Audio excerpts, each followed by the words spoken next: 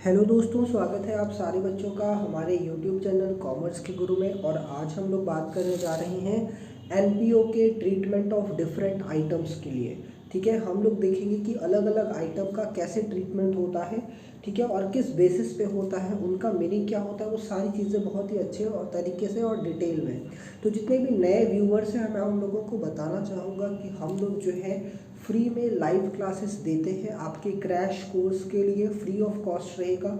ठीक है, और उसके बाद हम आपको कुछ प्रैक्टिस करने के लिए क्वेश्चंस भी देंगे, जाकि आपका जो प्रिपरेशन है वो बहुत ही अच्छे तरीके से हो पाए। ये सारी चीज़ें हम फ्री ऑफ कॉस्ट आपको प्रोवाइड कर रहे हैं। और ये जो सारी चीज़ें हम आपको प्रोवाइड कर रहे हैं, ये आपको हम प्रोवाइड कर रहे हैं टीचमेंट एप्लीकेशन पे। ये एप्लीकेशन भी फ्री ऑफ कॉस्ट है। आप जो है इसको प्ले स्टोर से, गूगल प्ले स्टोर से डाउनलोड कर सकते हैं, क्योंकि वहाँ पे बहुत ढेर सारे फीचर्स हैं टेस्ट लेने के, चैट करने के, तो वो सब चीज़ें सेपरेटली हो जाती हैं। इसलिए हम लोगों की जो क्लासेस है वहीं पे चलती हैं। ठीक है, और अगर आप अभी भी ज्वाइन करेंगे तो प्रीवियस सारे रिकॉर्डेड क्लास आपको फ्री ऑफ कॉस्ट मिल जाएंगे। ठीक है, कैसे ज्वाइन करना है, तो आपको प्ले स्टोर पर जाके टीचमेंट एप्लीकेशन डाउनलोड कर लेना है। ठीक है, टीचमेंट एप्लीकेशन डाउनलोड करने के बाद एज अ स्टूडेंट आप रजिस्टर होंगे, और फिर नीचे दिया डिस्क्रिप्शन में दिया गया कोड क्लासरूम आईडी को यूज़ करके आप हमारे क्लास में ऐड हो जाओगे। ठीक है, तो इस तरीके से आप हमारे क्लास 12th क्रैश कोर्स वाले क्लासरूम में ऐड हो जाएंगे। प्रीवियस सारी चीज़ें आपको दिखने लगेंगी, तो वहाँ पे आपको डेली लाइव क्लास का जो बेनिफिट है वो आपको मिल सकता है। उस लाइव क्लास में आप वॉइस के थ्रू आपके जितने भी डाउट्स रहेंगे वहाँ पे आप लाइव क्लास में ही क्लियर करते चलेंगे। ठीक है, उसके बाद हम लोग आते हैं इस वीडियो पे। ठीक है, अब ये एक स्पेशल वीडियो है, मैं यहाँ पे इसको यूट्यूब पे अपलोड कर रहा हूँ। बेसिकली हम लोगों की जो मोस्ट ऑफ दी क्लासेस होती हैं वो टीचमेंट एप्लीकेशन पे ही होती है। ठीक है, तो अभी फ़िलहाल हम लोग इस क्लास में ये वाले टॉपिक देखने जा रहे हैं, जो कि एक इम्पॉर्टेंट टॉपिक है, इसलिए मैंने सोचा कि आप उसको यूट्यूब पे रखा जाए और बाकी सारे बच्चे इंक्लूडिंग मेरे जो टीचमेंट के बच्चे हैं वो सब देख सकेंगे और बहुत सारे बच्चों के बेनिफिट हो जाएंगे। तो यहाँ पे हम लोग क्या देखने जा रहे हैं, हम लोग देखने जा रहे हैं treatment of different items in NPO. ठीक है, अब मोस्ट ऑफ द केसेस में हम लोग यहाँ पे जो बात करेंगे वो रिसिप्ट्स की बात करेंगे, रेवेन्यूज़ की बात करें, सॉरी रिसिप्ट्स बोलेंगे, हम रिसिप्ट्स की बात करेंगे। ठीक है, अब वो जो रिसिप्ट होगा या तो रेवेन्यू नेचर का होगा बच्चों, या तो ध्यान दीजिएगा कैपिटल नेचर का होगा। ठीक है, अगर रेवेन्यू नेचर का आइटम होगा तो हम उसको क्या भेजेंगे, हम उसको भेजेंगे करंट अकाउंट में, इनकम एंड एक्सपेंडिचर अकाउंट के क्रेडिट साइड में, इनकम एंड एक्सपेंडिचर अकाउंट के क्रेडिट साइड में हम उसको शो करेंगे। ठीक है, एंड उसके बाद अगर मैं बताऊं आपको कैपिटल नेचर के रिसिप्ट का क्या करना है, तो आपको उसको लायबिलिटी साइड में दिखाना है, वो भी बैलेंस शीट के। क्लियर, तो ये उसका ट्रीटमेंट हो जाएगा। अच्छा, इनकम एंड एक्सपेंडिचर अकाउंट में अगर आप रेवेन्यू नेचर का इनकम या रिसिप्ट भेजेंगे क्रेडिट साइड में, तो याद रखिएगा ये रेवेन्यू नेचर के साथ साथ आपका क्या होना चाहिए सर, करंट ईयर का होना चाहिए। ठीक है, करंट ईयर का ये होना चाहिए, तो ही आप इसको क्या करेंगे, इनकम एंड एक्सपेंडिचर अकाउंट में भेजेंगे। ऑल्दो आपके लेवल पे जितने भी क्वेश्चंस देगा वो सारे के सारे मोस्ट ऑफ द केसेस में वो करंट नेचर का ही होगा। ठीक है, आइए तो हम लोग अभी देखने जा रहे हैं कैसे कैसे क्या का कौन कौन से आइटम होंगे। तो सबसे पहले मैं सबसे स्टार्टिंग में सबसे सिंपल वाला आइटम लेने जा रहा हूँ, डोनेशन। ठीक है, डोनेशन। क्लियर, आ जाइए। अब देखिए बच्चों, क्या होता है ना, डोनेशन जो होता है वो दो तरीके का होता है। एक तो होता है जनरल डोनेशन। जनरल डोनेशन मतलब कि आप इस डोनेशन को किसी भी पर्पस के लिए यूज़ कर सकते हो। मतलब किसी भी सामने वाले बंदे ने आपको डोनेशन दे दिया, आपके एनपीओ को, आपके ऑर्गेनाइजेशन को उन्होंने डोनेशन दे दिया, लेकिन ये नहीं बताया कि किस काम के लिए इसको यूज़ करना है, तो आप किसी भी काम के लिए यूज़ कर सकते हो। ठीक है, अच्छा, जनरल डोनेशन दे दिया तो अब आपके लिए क्या हो गया, ये रेवेन्यू नेचर का आइटम हो जाएगा। सर ऐसा क्यों, रेवेन्यू नेचर का आइटम आप देखो तो जनरल डोनेशन आपको रेगुलर बेसिस पे मिलता रहेगा। ठीक है, रेगुलर बेसिस पे मिलता रहेगा और इसके यूजेस पे ऐसा कोई रेस्ट्रिक्शन नहीं लगा है। ठीक है, तो आप इसको किसी भी पर्पस के लिए यूज़ कर सकते हो। क्लियर, ओके, चलिए आइए कुछ और बातें हम लोग देख लेते हैं फटाफट से, उसके बाद नेक्स्ट टॉपिक पे हम लोग चलेंगे।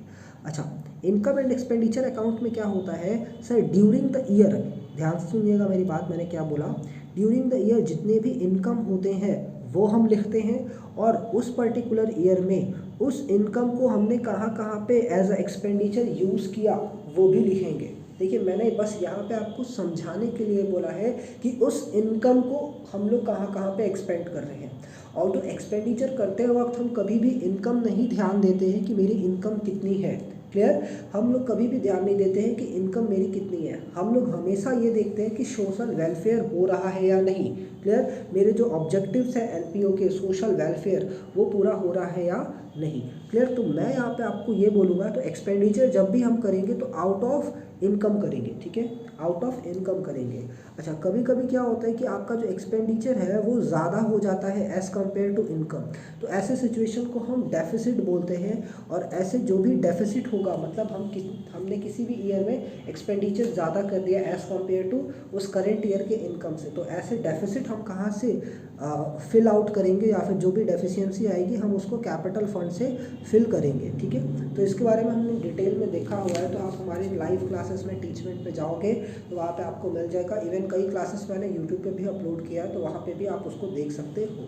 Clear, okay. तो अभी हमने क्या बोला, तो जो भी आपको जनरल डोनेशन मिलेगा उसको आप रेवेन्यू नेचर का आइटम ट्रीट करेंगे और क्रेडिट साइड के इनकम एंड एक्सपेंडिचर अकाउंट में शो कर देंगे। ठीक है, तो ये हो गया सर जनरल डोनेशन। अच्छा, जनरल डोनेशन को हम अपने नॉर्मल इनकम में ही इंक्लूड कर देंगे ताकि हम उसके थ्रू बाकी सारे एक्सपेंसेस अपने बेयर कर सकें। ठीक है, अच्छा, कभी कभी क्या होता है, जो डोनेशन होता है ना वो स्पेसिफिक डोनेशन होता है।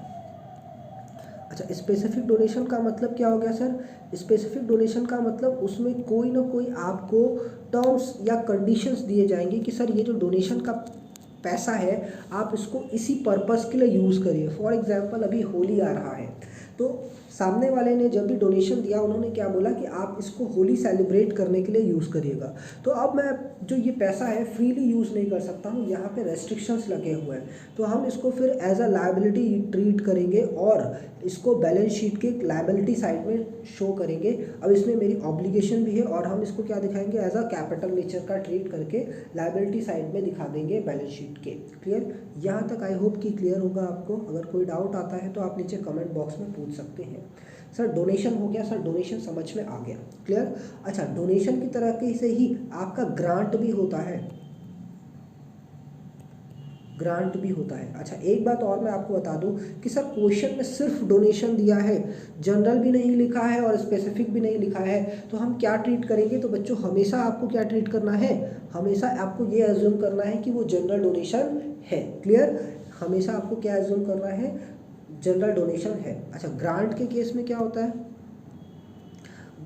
एक सेकेंड मैं यहाँ पे आपको लिख देता हूँ आपके नोट्स पर्पस के लिए। assume if question is silent. ठीक है, तो आपने क्या एज्यूम कर लेना है कि सर वो जनरल डोनेशन है अगर क्वेश्चन साइलेंट है डोनेशन के लिए तो। Clear, okay. Next point again आपका ग्रांट है। अब ग्रांट क्या होता है मैं आपको बता दूं, तो ग्रांट जो होता है ना बच्चों वो गवर्नमेंट से मिलता है आपको। गवर्नमेंट कभी कभी क्या करती है, किसी न किसी एनजीओ को, किसी न किसी एनपीओ को अगर कोई सोशल वेलफेयर में सोसाइटी के लिए अच्छा काम कर रहा है तो उसको मोटिवेट करने के लिए ग्रांट देती है। क्या देती है, ग्रांट देती है और बोलती है कि ये बहुत अच्छा आप काम कर रहे हो, आप इसको क्या रख लिए, एज अ ग्रांट आप मेरी तरफ से रख लीजिए। ठीक है, तो गवर्नमेंट कभी कभी ग्रांट भी देती है। अच्छा, ग्रांट को क्या होगा, अगेन यहाँ पे क्या होगा कि ग्रांट आपको मतलब उसमें कोई भी कंडीशन लगाया नहीं गया है। ठीक है, तो कोई कंडीशन नहीं लगाया गया है, नो कंडीशन इज देयर। जब ग्रांट के साथ में कोई भी कंडीशन नहीं लगाया गया है तो आप इसको जनरल डोनेशन की तरीके से ट्रीट करेंगे, यानी कि इसको आप रेवेन्यू नेचर का ट्रीट करेंगे और रेवेन्यू नेचर का होने की वजह से आप इसको कहाँ पे शो करेंगे, credit side of income and expenditure account में शो कर देंगे। लेकिन कभी कभी ग्रांट में क्या होता है, कंडीशन लगा होता है, कंडीशन लगा होता है विथ कंडीशन कि आपको ये ग्रांट का पैसा तभी यूज़ करना है या ऐसे करना है वैसे करना है। तो ग्रांट का जो अमाउंट है वो आपको बताया जाएगा कि किस तरीके से आपको यूज़ करना है। तो उस केस में जब भी आपके ऊपर रेस्ट्रिक्शंस लग जाएंगे तो अगेन वो कैपिटल नेचर का आइटम हो जाएगा और आप उसको लायबिलिटी साइड में बैलेंस शीट के शो करेंगे। ठीक है, तो ये हो गया। और दूसरा आइटम क्या होता है बच्चों, एक होता है सब्सक्रिप्शन। ठीक है, अब सब्सक्रिप्शन हमेशा आपका क्या होगा, क्रेडिट ही होगा इनकम एंड एक्सपेंडिचर अकाउंट में। ठीक है, हमेशा आपका क्या होगा, इनकम एंड एक्सपेंडिचर अकाउंट में क्रेडिट होगा। अच्छा, एक बार क्या होता है कि सब्सक्रिप्शन आपको ऐसा भी मिलता है, और वो सब्सक्रिप्शन क्या होता है, for being a member, for being a member आपको फंड देने होते हैं, एज अ मेंबर आपको एनपीओ को फंड देने होते हैं कुछ ना कुछ। जैसे फॉर एग्जांपल अगर मैं हॉटस्टार का एग्जांपल ले लूँ, अमेजॉन प्राइम का एग्जांपल ले लूँ, या फिर नेटफ्लिक्स का एग्जांपल ले लूँ, तो अगर आपने कोई भी फंड दिया है, ठीक है, सपोज़ यहाँ पे मैंने एग्जांपल दे दिया 1000 पर एनम, ठीक है, तो अगर किसी भी मेंबर ने 1000 रुपीज़ पे किया, इसका मतलब वो कितने दिन के लिए मेंबर रहेगा बच्चों, पर एनम, 1 साल के लिए वो मेंबर रहेगा, ठीक है, तो 1 साल के लिए मेंबर रहेगा। अच्छा, नेक्स्ट ईयर में अगेन उसको अगर मेंबरशिप चाहिए तो नेक्स्ट ईयर में उसको अगेन ये 1000 रुपीज़ पे करना पड़ेगा, ठीक है, तो ये हो जाएगा सब्सक्रिप्शन, नॉर्मल सब्सक्रिप्शन। अच्छा, एक सब्सक्रिप्शन ऐसा भी होता है जिसको हम बोलते हैं लाइफ सब्सक्रिप्शन, ठीक है, या लाइफ मेंबरशिप जिसको बोलते हैं, क्लियर। तो ये आपको नहीं लगता ये अमाउंट बहुत बड़ा होगा? जनरली ये बोलते हैं इसको life membership fees. Life membership fees जब भी होगा एक बड़ा अमाउंट होगा, एंड अगेन बड़ा अमाउंट होने की वजह से, और इसका जो यूटिलाइजेशन है ये सिर्फ और सिर्फ 1 साल का नहीं है, इसका जो यूटिलाइजेशन आपको कई साल तक करने को मिलेगा, ठीक है। तो इसका यूटिलाइजेशन और जो इसका अमाउंट है इसके बेसिस पे हम इसको क्या बोलते हैं, ये आपका कैपिटल नेचर का आइटम है, और कैपिटल नेचर का आइटम है तो आप इसको कहाँ पे शो करेंगे, liability side of balance sheet में आप इसको शो करेंगे, क्लियर। तो लाइफ मेंबरशिप फीस जो रहेगा वो इस तरीके से ट्रीट किया जाएगा, क्लियर, ओके। नेक्स्ट आइटम क्या है आपका, नेक्स्ट आइटम एक आइटम आ जाता है एंट्रेंस फीस करके, ठीक है, entrance fees, clear. Again entrance fees जो होगा बच्चों वो आपका हमेशा, मैं यहाँ पर लिख देता हूँ, ऑलवेज ऑलवेज ऑलवेज हम इसको रेवेन्यू नेचर का आइटम ट्रीट करेंगे, क्योंकि मेंबर्स तो आपके यहाँ हर साल आते रहते हैं, और जब मेंबर्स हर साल आते हैं तो जो एंट्रेंस फीस जैसा अमाउंट है, जो रिसिप्ट है, वो आपको डेली बेसिस पे मिलता जाएगा, या आप बोल सकते हो एनुअल बेसिस पे रहेगा। तो आपके लिए वो रिकरिंग इनकम रहेगा, रिकरिंग आइटम रहेगा, और हम इसको क्या करेंगे, इसको credit side of income and expenditure account में शो करेंगे, क्लियर। तो ये आपके लिए एंट्रेंस फीस हो जाएगा। अच्छा, कभी कभी क्वेश्चन में स्पेसिफिकली बोलता है कि आप इसको क्या करिए, कैपिटलाइज करिए, आप इसको क्या करिए, कैपिटलाइज करिए, इफ क्वेश्चन रिक्वायर्ड, क्लियर। तो जब आपको बोलेगा कि इसको कैपिटलाइज करिए तो आप इसको क्या करेंगे, कैपिटलाइज करेंगे और liability side of balance sheet में शो कर देंगे, clear, liability side of balance sheet में शो कर देंगे, क्लियर है। चलिए यहाँ तक समझ में आ गया, एंट्रेंस फीस ये हो गया। अच्छा, एक आइटम और होता है जिसको हम क्या बोलते हैं, लेगेसी बोलते हैं बच्चों। लेगेसी क्या होता है, ये कभी भी आपका रेवेन्यू नेचर का नहीं रहेगा, हमेशा क्या रहेगा, कैपिटल नेचर का रहेगा, क्लियर, कैपिटल नेचर का रहेगा।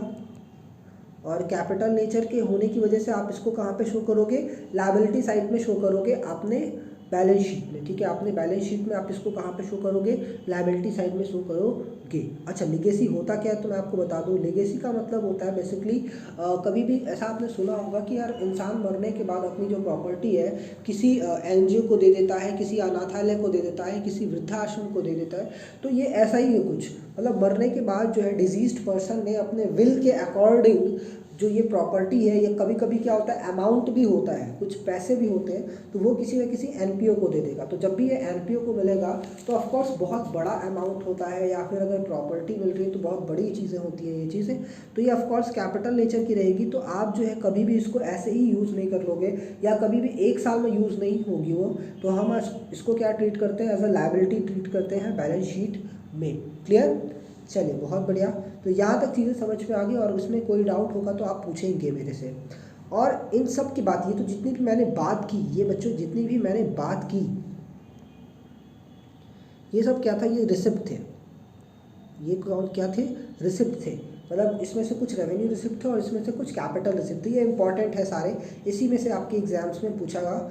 अच्छा, नेक्स्ट आइटम हम लोग क्या देखने जा रहे हैं, पेमेंट का। नेक्स्ट आइटम हम लोग क्या देखने जा रहे हैं, पेमेंट का, ठीक है। और तो बाकी सारे पेमेंट तो आपके सिंपल हैं, आपके जनरल रहेंगे, वो आपको मालूम होगा। फॉर एग्जांपल आपने इन्वेस्टमेंट परचेज के लिए पेमेंट किया, फॉर एग्जांपल आपने फर्नीचर परचेज के लिए पेमेंट किया, फॉर एग्जांपल आपने मोटर परचेज के लिए पेमेंट किया, फॉर एग्जांपल आपने सैलरी के लिए पेमेंट किया। तो वो सब चीज़ें आपको मालूम है कि सैलरी सर आपका क्या हो जाएगा, रेवेन्यू नेचर का आइटम हो जाएगा और debit side of income and expenditure में चला जाएगा, ठीक है। और अगर मैं बात कर लूँ मोटर खरीदने के लिए, लैंड खरीदने के लिए, बिल्डिंग खरीदने के लिए, फर्नीचर खरीदने के लिए, तो वो सब चीज़ें आपकी कैपिटल नेचर की हो जाएंगी। तो ये इसमें कोई मेरे को बताने की ज़रूरत नहीं है। हाँ, यहाँ पे हम क्या बात करने जा रहे हैं, हम बात करने जा रहे हैं होनोरोरियम की, ठीक है। होनोरोरियम करके एक अमाउंट होता है जिसको हम पेमेंट करते हैं। अच्छा, ये होता क्या है, it's just like a salary, just like a salary, clear है। अब ये है क्या, ये जस्ट लाइक अ सैलरी है, ठीक है। ये एकदम सैलरी की तरीके से होता है। अच्छा, होता क्या है कि हम अपने एम्प्लॉयज़ को नहीं देते हैं। ये जो पेमेंट होता है, जो आदमी को दे रहे होते हैं वो मेरे एम्प्लॉय की तरह ही काम कर रहा है, ठीक है, एम्प्लॉय के जैसा काम कर रहा है, लेकिन हम उसको सैलरी नहीं बोलेंगे क्योंकि वो आदमी जो है वो मेरा एम्प्लॉय नहीं है। जैसे मैं एक एग्जांपल देके आपको समझाता हूँ। फॉर एग्जांपल मैंने एक एम्प्लॉय रखा हुआ है बुक्स ऑफ अकाउंट बनाने के लिए। मैंने एक एम्प्लॉय रखा हुआ है बुक्स ऑफ अकाउंट बनाने के लिए, ये अकाउंटेंट है मेरा। और हम इसको जो भी पेमेंट देंगे, हम इसको क्या बोलेंगे, इस चीज़ को सैलरी बोलेंगे, ठीक है। अच्छा, एक बार क्या होता है कि ये बेचारा जो बुक्स ऑफ अकाउंट नहीं मैच कर पा रहा था, तो मैंने अपने फ्रेंड को बुलाया जो कि अकाउंट का नॉलेज रखता है, बहुत बढ़िया नॉलेज रखता है अकाउंट्स के बारे में। तो वो आया, ठीक है, और उसने और इस मेरे अकाउंटेंट ने मिल करके मेरी बुक्स ऑफ अकाउंट को बनाया, मैच करवाया। और देखा जाए तो यहाँ पे ये जो मेरा फ्रेंड है जो अकाउंटिंग की नॉलेज रखता है, इन्होंने भी सेम वर्क किया जैसे कि मेरे अकाउंटेंट ने किया, ठीक है। हो सकता है कि इसको मैच कराने के लिए टाइम भी लग गया हो, क्योंकि आपको मालूम है कि बुक्स ऑफ अकाउंट थोड़े से लेंथी हो जाते हैं, ठीक है। तो यहाँ पे हो सकता है कि 1 महीना 2 महीने का टाइम लग गया। अब इसको तो मैं दे रहा हूँ सैलरी। अब भाई, अब ये जो बंदा आया है, मेरा जो फ्रेंड आया है, ये तो फ्री में तो काम करेगा नहीं, इसको भी मैं कुछ पेमेंट करूँगा, तो जो भी मैं इसको पेमेंट करूँगा, अच्छा देखिए, काम मेरे एम्प्लॉय जैसा किया इसने, ठीक है, काम मेरे एम्प्लॉय जैसा किया, लेकिन मैं इसको जो पेमेंट दूंगा उसको सैलरी नहीं बोलूँगा, क्योंकि सर मेरा ये एम्प्लॉय नहीं है, ये मेरा एम्प्लॉय नहीं है। तो मैं जो भी इसको पेमेंट करूँगा तो ये होगा होनोरोरियम करके, ठीक है, होनोरोरियम करके होगा, जस्ट लाइक अ सैलरी। तो again just like a salary है, तो इसका ट्रीटमेंट भी क्या हो जाएगा बच्चों, सैलरी के तरीके से होगा। यानी हम इसका ट्रीटमेंट कैसे करेंगे, debit side of income and expenditure account, income and expenditure account, ठीक है। तो ये इसका ट्रीटमेंट हो जाएगा, क्लियर। तो यहाँ तक हमने अभी तक क्या देख लिया, सारे आइटम का मीनिंग देख लिया, और हमने क्या देखा, अपने जितने भी आइटम होते हैं उन सब का ट्रीटमेंट क्या होगा। और मैंने यहाँ पे सारे आइटम लिखाया हुआ है, आई गेस मैंने सबको बता दिया है आपको। हाँ, 2 आइटम बच रहे हैं, एंडोमेंट फंड और एक इंटरेस्ट ऑन स्पेसिफिक फंड। तो अगर स्पेसिफिक फंड है बच्चों, तो स्पेसिफिक फंड में ही जाके वो ऐड हो जाएगा, जो भी फंड रहेगा वो पर्टिकुलर उसी में जाके ऐड हो जाएगा, ठीक है। तो स्पेसिफिक फंड को आपको अलग से कुछ ट्रीट नहीं करना है। उसके बाद आपका अलग आइटम क्या आएगा, अलग दूसरा आइटम आ जाएगा आपका हाँ, इंटरेस्ट और जनरल फंड। तो जनरल फंड है, तो अगेन जनरल का मतलब की होता है कि आपको किसी भी पर्पस के लिए यूज़ कर सकते हैं। तो आप इसको normally income and expenditure account के क्रेडिट साइड में इसको ट्रीट कर दोगे, और आप इसको क्या ट्रीट करोगे, एज अ रेवेन्यू रिसिप्ट, ठीक है। तो ये इसका ट्रीटमेंट हो जाएगा। एंड एक चीज़ और बच रही है होनोरोरियम के पहले, एंडोमेंट फंड भी बच्चों क्या होता है, एक तरीके का कैपिटल रिसिप्ट होता है। और अगेन कैपिटल रिसिप्ट है, तो हम इसको कहाँ पे दिखाएंगे, liability side of balance sheet. तो इस तरीके से हमने इसको प्रेजेंट कर देना है, क्लियर। तो ये सारी चीज़ें हमने देख ली, सारी चीज़ें हमने यहाँ पे एक बार देख लिया। इंटरेस्ट फीस हो गया, डोनेशन हो गया, लाइफ मेंबरशिप फीस हो गया, लेगेसी हो गया, सब्सक्रिप्शन हो गया, गवर्नमेंट ग्रांट भी हो गया। तो सारी चीज़ें हम लोगों ने जो इम्पोर्टेंट है वो सब चीज़ें हम लोगों ने देख लिया है, ठीक है। आइए अब हम लोग एक क्वेश्चन भी देख लेते हैं, जिससे कि हम लोग इन सब चीज़ों को कैसे अप्लाई कर रहे हैं वो भी सीख लेंगे।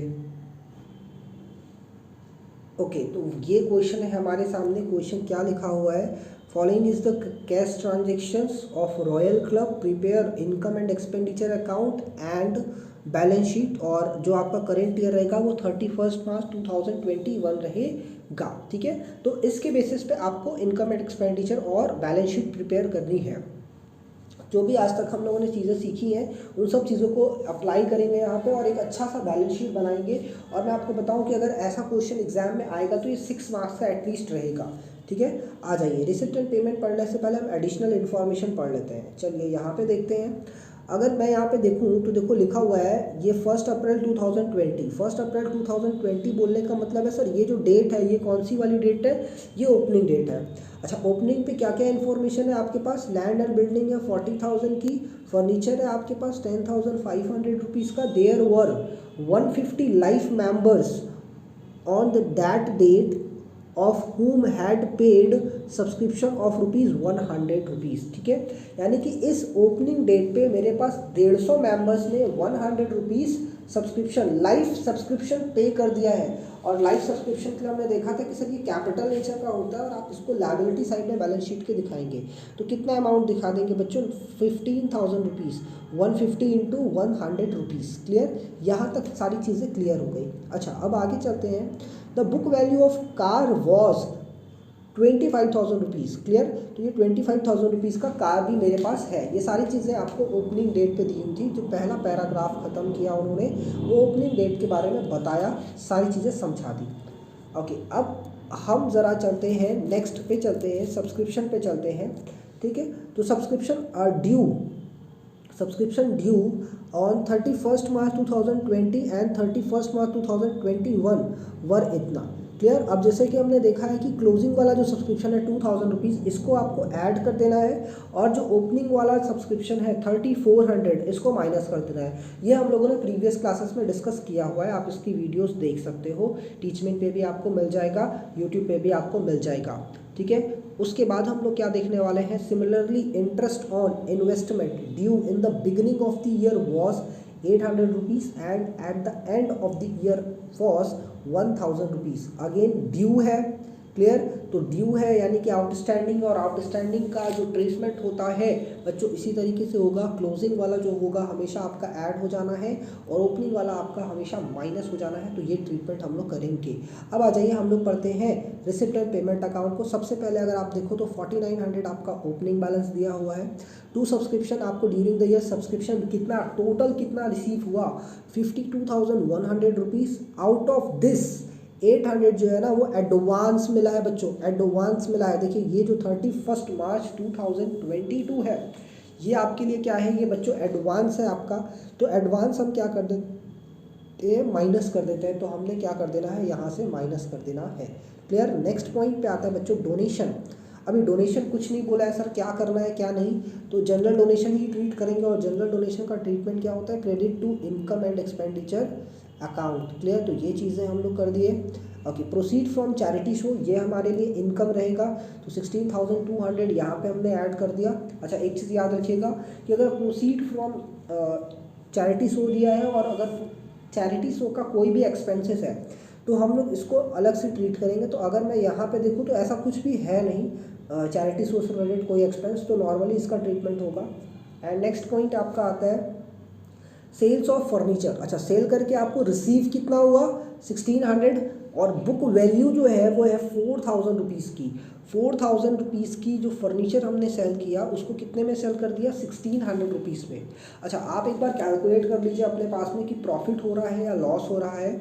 लॉस या प्रॉफिट कैसे पता चलेगा, 4,000 की चीज़ आपने 1600 में सेल कर दिया। तो आप अवेयर है इस बात के लिए कि आपको कैसे कैलकुलेट करना है, तो प्लीज़ इसको कैलकुलेट कर लीजिए। हम अभी जब क्वेश्चन जब करेंगे इसका तो आपको वहाँ पे आंसर देना होगा कि सर क्या कितना आया हुआ है। ठीक है, ओके आगे चलते हैं। तो लाइफ मेंबरशिप फीस, जैसा कि हमने देखा था लाइफ मेंबरशिप फीस अगेन आपका हमेशा कैपिटल रहेगा, कैपिटल क्रिएट करेंगे और आप इसको क्या दिखाओगे, बैलेंस शीट की लायबिलिटी साइड में दिखाओगे। ठीक है, interest on investment, interest on investment आपको मिल रहा है 4800, इसमें आपका आउटस्टैंडिंग वाला भी एडजस्टमेंट होगा। क्लियर, एंड उसके बाद जो है आपको यहाँ पे देखो तो आपको बता रहे हैं कि कॉस्ट ऑफ इन्वेस्टमेंट कितना है, 40,000 रुपीज़ है। ठीक है। तो ये जब हम बनाएंगे बैलेंस शीट तो उसमें ये कंसिडर करेंगे, ठीक है। ये 40,000 रुपीज़ का जो इन्वेस्टमेंट है उसको कंसिडर किया जाएगा। नेक्स्ट पॉइंट आपका है sales of old car. Sales of old car को भी आपने क्या कर लेना है, अपने बैलेंस शीट में ले जा करके जो पुराना कार था आपके पास में उससे माइनस कर देना है। अगेन यहाँ पे कोई कॉस्ट वॉस्ट नहीं दिया है तो आप प्रॉफिट या लॉस कैलकुलेट नहीं कर पाओगे, तो एज इट इज़ आप इसको छोड़ दीजिए। नेक्स्ट पॉइंट है बच्चा सैलरीज दिया है आपको, तो सैलरीज आपका दिया हुआ है, डायरेक्ट आपको क्या दिखाना है, एज अ एक्सपेंस दिखाना है, कोई एडजस्टमेंट भी नहीं है। Again same travelling expenses, printing, stationery, rent, repair, ये सब आपको नॉर्मली एज अ एक्सपेंस दिखा देना है। डेबिट साइड में दिखाना है, याद रखिएगा इनकम एंड एक्सपेंडिचर के डेबिट साइड में दिखाना है। इनकम एंड एक्सपेंडिचर मेरा जो है बच्चों नॉमिनल नेचर का होता है, debit for all losses and expenses, credit for all income and gain. तो यहाँ पे आपने ये कर दिया। अगेन आ जाते हैं हम लोग नेक्स्ट पॉइंट पे, दैट इज बिल्डिंग परचेज। तो अब जो ये है आप क्या कर रहे हो, छोटे मोटे खर्चों का पेमेंट नहीं कर रहे हो, बड़ा सा एक बिल्डिंग परचेज करने के लिए आपने पेमेंट किया है। अमाउंट तो बहुत छोटा है बट हम लोग क्या कर सकते हैं, ठीक है, क्वेश्चन है तो क्वेश्चन है, क्लियर। तो बिल्डिंग हमने परचेज कर लिया 30,000 रुपीज़ का। अब ये तो है आपके लिए एसेट्स है, तो आपने क्या कर देना है सर, बिल्डिंग को लैंड एंड बिल्डिंग में ऐड करके इसको दिखा देना है। अगेन गवर्नमेंट बॉन्ड भी आपके लिए क्या रहेगा, इन्वेस्टमेंट रहेगा, तो सेम ट्रीटमेंट करेंगे, उसको एज ए एसेट्स दिखाएंगे। और ये रहा है आपका क्लोजिंग बैलेंस, जो कि कैश और कैश बैंक का क्लोजिंग बैलेंस है, ठीक है। तो क्वेश्चन बहुत ही सिंपल था, बहुत ही कुछ एक्स्ट्रा ऑर्डिनरी नहीं है बच्चों। 6 मार्क्स के इतने सिंपल क्वेश्चन आते हैं, जान लीजिए। तो 2-4 क्वेश्चंस अगर आपने प्रैक्टिस कर ली अच्छे से, टीचमेंट पे आप ज्वाइन हो जाइए। सारे प्रैक्टिस के लिए मैं क्वेश्चन वहाँ पे प्रोवाइड करता हूँ। टेलीग्राम ग्रुप है, व्हाट्सएप ग्रुप भी है हम लोगों का, ठीक है। तो हम लोग वहाँ पे आपको ज्वाइन कर लेंगे, तो आप जो है उसमें आप क्या कर सकते हो, आराम से चीज़ें देख सकते हो, ठीक है। तो ये रहा मेरे पास सॉल्यूशन भी है। तो सबसे पहले हम लोग क्या बनाएंगे, हम लोग बना लेते हैं बैलेंस शीट। तो बैलेंस शीट का सबसे पहले आपने यहाँ पे देखा कि opening balance of receipt and payment आ गया, आउटस्टैंडिंग सब्सक्रिप्शन आ गया, एक्रूड इंटरेस्ट हो गया, ठीक है। तो ये चीज़ें आपको एडिशनल इन्फॉर्मेशन में दी थी, ये आपका रिसिप्ट एंड पेमेंट से आ गया, और ये सब हमको एडिशनल इन्फॉर्मेशन में दिया हुआ था, ये हमने कर लिया। इन्वेस्टमेंट हमने जब रिसिप्ट एंड पेमेंट अकाउंट पढ़ा था तो मैंने आपको बताया था कि इन्वेस्टमेंट जो है वो 40,000 रुपीज़ का है, उसको आपको वहाँ पे दिखाना है। Again land and building, furniture और कार, ये सब चीज़ें आपको एडिशनल इन्फॉर्मेशन में दिया हुआ था, बस एज इट इज़ आपने अमाउंट वहाँ पे लिख देना है, ठीक है। और लाइफ मेंबरशिप फीस के लिए भी मैंने बताया था कि सर 150 मेंबर्स हैं और they all are paying 100 rupees each, तो 15,000 रुपीज़ हो जाएगा। अच्छा, बैलेंसिंग फिगर आपका क्या आ जाएगा, बैलेंसिंग फिगर आ जाएगा आपका कैपिटल फंड। अच्छा, ओपनिंग बैलेंस शीट बनाने का जो मेन पर्पस होता है बच्चों, वो इसी अमाउंट को कैलकुलेट करने के लिए होता है। ये capital fund, opening capital fund को कैलकुलेट करने के लिए होता है कि सर ओपनिंग कैपिटल फंड आपका कितना है, क्लियर। ओके, एक सेकेंड आप वेट करिएगा।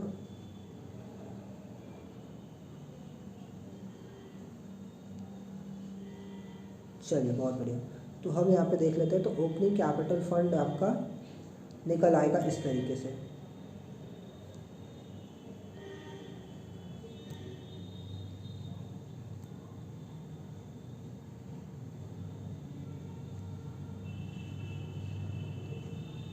ठीक है।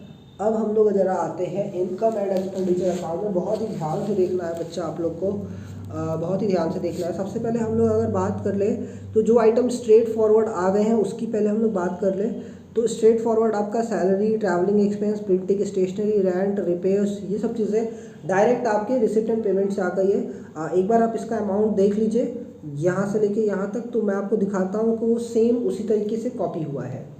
आपको मैं यहाँ पे ले आता हूँ, ये देख लीजिए। तो अगर आप देखिए तो ये सारे अमाउंट्स आपके same as it is copy हो गए हैं वहाँ पे जाके, ठीक है।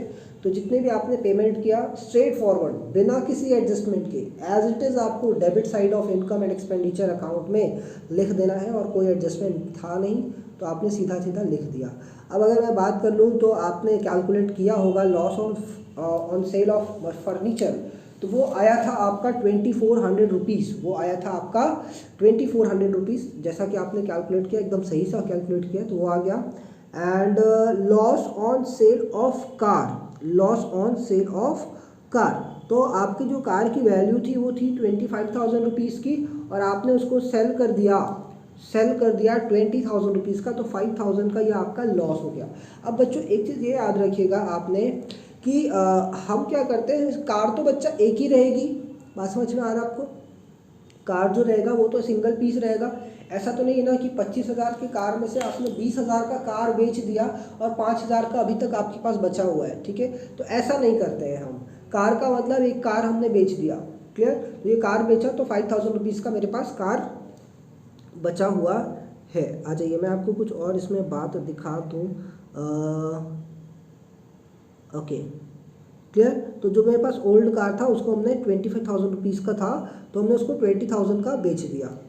ओके, आ जाते हैं यहाँ पे। अब आते हैं सब्सक्रिप्शन पे। जैसे कि मैंने आपको बताया था कि जो भी आपको एडवांस मिला है 800 रुपीज़, वो एक अमाउंट ये माइनस हो जाएगा, और करेंट ईयर का जो आउटस्टैंडिंग है 2,000 रुपीज़ वो आपने प्लस कर देना है। ये देखिए प्लस हो गया, और प्रीवियस ईयर के आउटस्टैंडिंग को आपको माइनस कर देना है, ठीक है। तो ये सारे एडजस्टमेंट्स आपके करने के बाद जो फाइनल अमाउंट बचेगा वो 49,900 बच रहा है, ठीक है। यहाँ तक में कोई दिक्कत आएगा तो आप बताएंगे। सब्सक्रिप्शन का ट्रीटमेंट मैंने बताया हुआ है। अगेन मैंने जो बताया था आपको, डोनेशन आपको नॉर्मली ट्रीट करना है, जनरल डोनेशन। तो ये डोनेशन 6,000 एज इट इज़ आपको यहाँ पे शो कर देना है, क्लियर। एंड उसके बाद जो है आपका proceed from charity so normal again 16,200 rupees का सिंपली आपको यहाँ पे प्रेजेंट कर देना है। इंटरेस्ट ऑन इन्वेस्टमेंट 4,800 रुपीज़ का था, उसमें कुछ एडजस्टमेंट है, तो बिगनिंग वाले को आपको लेस कर देना है, अगेन क्लोजिंग वाला इसमें ऐड हो जाएगा, ठीक है। तो ये सारे एडजस्टमेंट्स के बाद आपका ये 5,000 रुपीज़ आ जाएगा, क्लियर।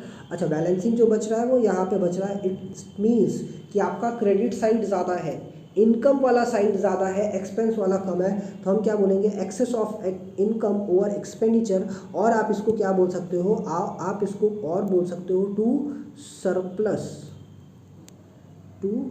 सरप्लस, ठीक है। तो 22,230 रुपीज़ का आपके पास में सरप्लस आ गया। अब आ जाते हैं हम लोग क्लोजिंग वाले बैलेंस शीट पे। क्लोजिंग वाला बैलेंस शीट बहुत ही ध्यान से आपको समझना होगा। सबसे पहले कौन कौन सी चीज़ें आपको लिखती हैं, तो आउटस्टैंडिंग सब्सक्रिप्शन 2,000 रुपीज़, यहाँ पे कोई दिक्कत नहीं आएगा I hope. Cash in hand again ये रिसिप्ट एंड पेमेंट का 32,130 रुपीज़, यहाँ पे आपको मैं क्वेश्चन दिखाऊं तो ये इसका क्लोजिंग बैलेंस था, जो कि हमने यहाँ पे इसको लिख दिया है, ठीक है। ये आ गया। अच्छा, एसेट साइड में और क्या क्या आएगा, आपके 40,000 लैंड एंड बिल्डिंग में ये प्लस हो जाएगा। देखिए लैंड एंड बिल्डिंग आपके पास स्टार्टिंग में कितने का था, 40,000 का, तो लैंड एंड बिल्डिंग आपकी 70,000 रुपीज़ की हो जाएगी। गवर्नमेंट बॉन्ड्स आप इसको अलग से दिखाओगे 5,000 रुपीज़ का सेपरेटली। एंड फर्नीचर अगर मैं बोलूँ तो 10,500 का था, आउट ऑफ विच आपने 4,000 का फर्नीचर सेल कर दिया, तो एट लास्ट आपके पास 6,500 का फर्नीचर बचेगा, ठीक है। तो एटलीस्ट ये सारे आइटम हम लोग यहाँ पे चेक कर लेते हैं कि सर कुछ ऐसा ही है या फिर कुछ अलग अलग है, ठीक है। इन्वेस्टमेंट भी आपको यहाँ पे एज इट इज शो कर देना है। गवर्नमेंट बॉन्ड्स आपको यहाँ पे दिखा देना है, और एडिशन जो हुआ यहाँ पे आप इसको 70,000 दिखा दोगे, और फर्नीचर का जैसे मैंने बताया था 6,500 ये आपको मिल गया। एक्रूड इंटरेस्ट जैसे कि नीचे इन्फॉर्मेशन में अगर आप देखो, आ जाइए यहाँ पे देखिए, at the end of the year 1,000 rupees है, end of the year 1,000 rupees है, जिसको हमने क्लोजिंग बैलेंस शीट में शो कर दिया है, ठीक है। ये हमने यहाँ पे क्लोजिंग बैलेंस शीट में 1,000 रुपीज़ एक्रूड इंटरेस्ट यहाँ पे दिखा दिया बहुत ही बढ़िया तरीके से। अब हम लोग आ जाते हैं एडवांस सब्सक्रिप्शन 800 रुपीज़ का, जो कि हमने रिसिप्ट एंड पेमेंट अकाउंट से देखा था, तो वो यहाँ पे दिख गया। लाइफ मेंबरशिप फीस जो था ओपनिंग 15,000 रुपीज़ का था, 15,000, और ड्यूरिंग द ईयर भी आपको 9,000 मिला, तो टोटल आपका 24,000 हो जाएगा। कैपिटल फंड सॉरी, तो कैपिटल फंड आपका ये हो गया ओपनिंग बैलेंस, एंड उसमें आपने सरप्लस 22,230 रुपीज़ ऐड कर दीजिए, और उसके बाद जब आप बैलेंस शीट को टोटल करेंगे दोनों साइड का, तो आपका क्या आ जाएगा बच्चों, सिमिलर आ जाएगा, मैच कर जाएगा, क्लियर। आई होप ये अकाउंट आपको समझ में आया होगा। इस क्वेश्चन में और कोई भी अगर आपको डाउट लगती है, ठीक है, तो एक बार प्लीज़ आप रिवाइंड करके देखिएगा वो एक्सप्लेनेशन। लेकिन फिर भी सर एक्सप्लेनेशन नहीं समझ में आ रहा है मेरे को, आपने क्या बताया क्या समझाया, तो आप नीचे कमेंट में पूछ सकते हो। टीचमेंट पे भी हमारे आप ऐड हो जाइए, कभी भी क्लास होती है तो आप हमें वहाँ पे वॉइस कम्युनिकेशन का एक फैसिलिटी होता है, that is why we use teachment, that is why we prefer teachment, ठीक है। तो उसलिए हम लोग ज़्यादा उसको प्रेफरेंस देते हैं सॉरी, ठीक है। तो वहाँ पे भी आप अपने क्वेश्चंस को, डाउट को क्लियर कर सकते हो। तो एक सब्सक्रिप्शन का ट्रीटमेंट हमने देखा, preparation of income and expenditure भी देख लिया, तो सारी चीज़ें हम लोगों ने एनपीओ में कंप्लीट कर ली है। ठीक है, तो अब हम लोग नेक्स्ट क्लास से क्या करेंगे, नया चैप्टर उठाएंगे जिसको हम बोलने वाले हैं डिसोल्यूशन। क्लियर, तो डिसोल्यूशन हम लोग स्टार्ट करेंगे और बहुत ही जल्दी से उसको भी कंप्लीट कर लेंगे। क्लियर।